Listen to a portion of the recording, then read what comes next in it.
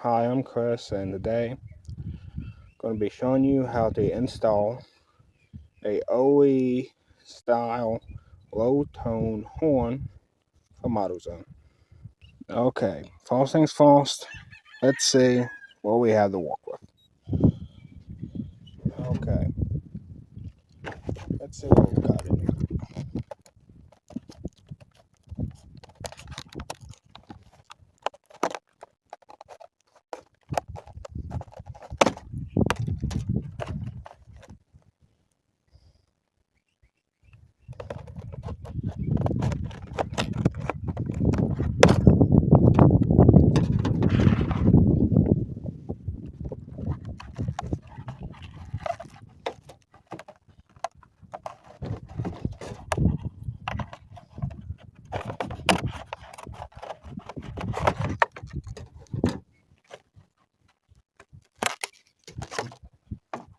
Okay, so of course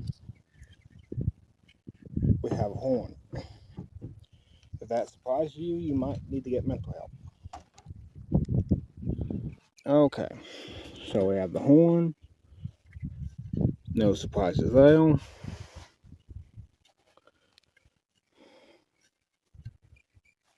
And then we have the little baggie. Comes with a little ground wire, a tap, little washer, and two little brackets for some reason. And that's all. Maybe the brackets for if you mess up the first one, you can give it another shot. Who knows? Okay. So first things first, before you do any electrical work on your car, you need to unhook your negative uh, battery cable. Highly recommend unhooking both. Second, you need to locate your horn. The one on the 80s first gen Taurus is over here on the passenger side towards the headlight. This is the dual horn system that we will be replacing with a single horn, which I'm sure will still be better than what it's got. Okay, so step 3 is unhooking the horn. This car has two horns, so there'll be two plugs. This one and the one down here. Right here.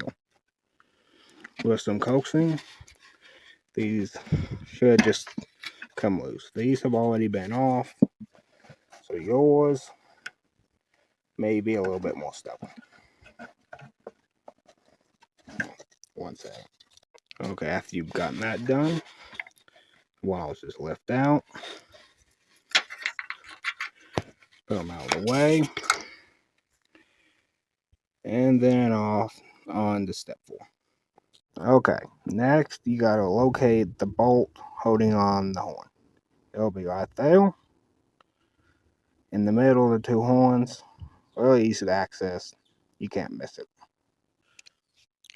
So for step 4, you're gonna need a 1/2 inch socket, an extension, and a ratchet. You can get away with a lot lighter duty one than I have here.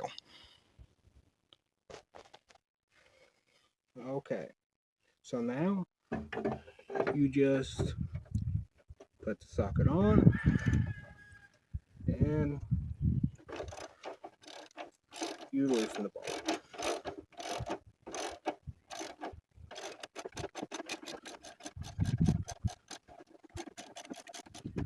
And then the horn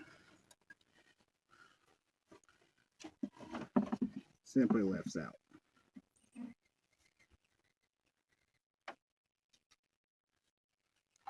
And there you go. One 1988 vintage dual horn system.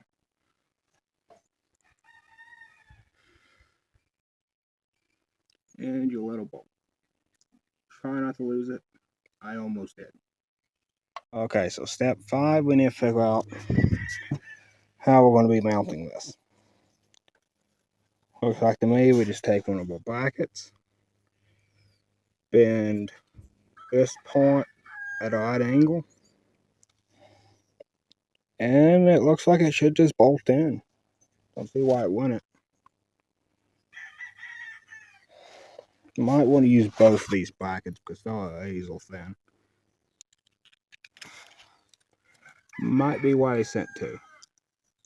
I don't know. I will fabricate a bracket, and I'll be right back. Okay, so this is what I came up with.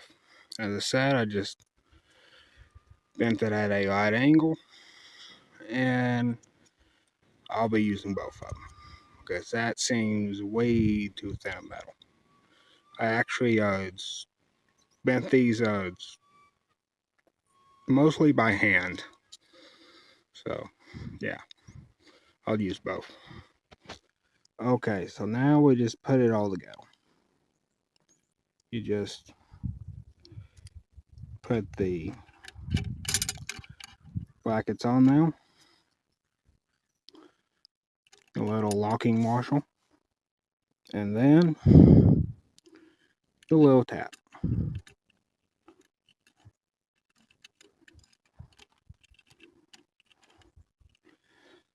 And then you tighten it down with a 3/8 socket. I'm going to do that, and then we'll skip to the next part, which we'll be installing. Okay, so now that we have everything tightened down, we need to install the ground wire. Ground wire just goes on any one of these, like so. And then this end just goes to ground. So it can go right there, because that's where the original horn gets its ground from. It's just that's internal, I believe. Okay, and then you just hook up the other wire to the other end, and you're ready to bolt it on. Okay, so now we just have to reinstall the horn. It goes back in the same way the old one came out. We just put the little ground wire on.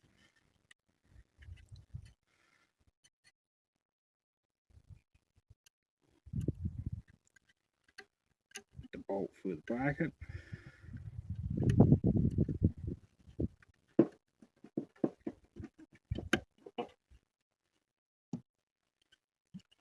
Which should fit.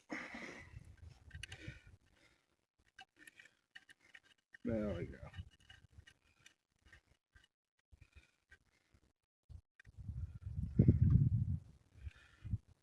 Okay, we just stuff it down in here.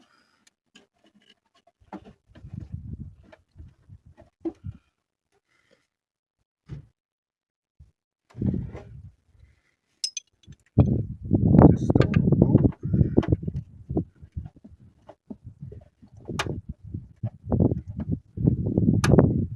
Okay, so now we just tighten them in.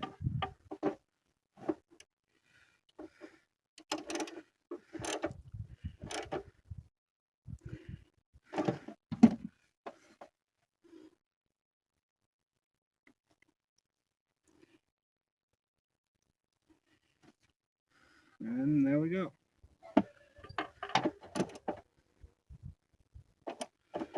One installed coil.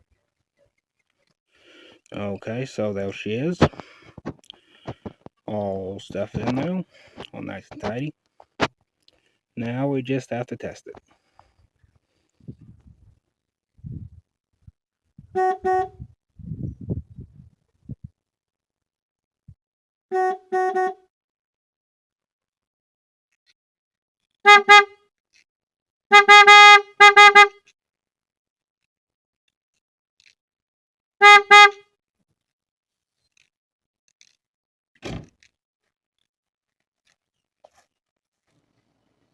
And there we have it. The horn seems a lot louder than the original one,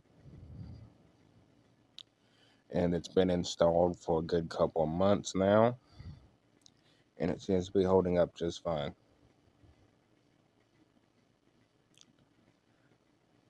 It's definitely a good uh, budget option if you need a new horn. And that'll be it. Thanks for watching, and have a nice day.